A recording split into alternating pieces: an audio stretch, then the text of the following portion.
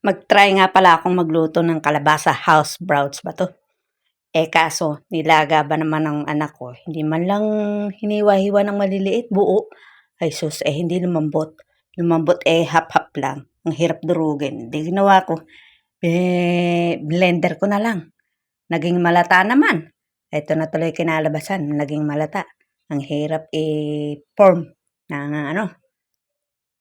Siyempre kahit paano gagawa natin ng paraan yan para makain. Kahit mahirap, ilang ano na ba nalagay ko dito, harina, tapos cornstarch. Kasi first time ko lang naman gagawa nito. Palpak naman ano. Pero pag naluto, masarap din yan. Ganyan talaga pag first timer na mga nag-iimbento ng pagkain. Kailangan ay hindi naman perfect.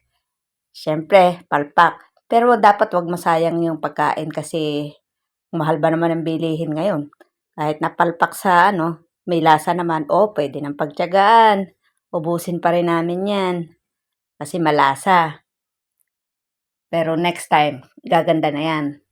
Kasi sabi ko, pag maglalaga ng mga gagawin ganyan, maliliit ang hiwa para madaling imas. Ganun. Hindi kasi nalutong mabuti Kaya next time, magagawa no. Tara na, kain na tayo guys. Tikman nyo ang aking pinag-aralang lutuin. Ang hash browse kalabasa. Diba? Tapos may nilagang okra tayo. Lagi kasing may nagtitinda ng okra dito. Minsan nagsasawa na rin ako. Pero gusto ko yung okra.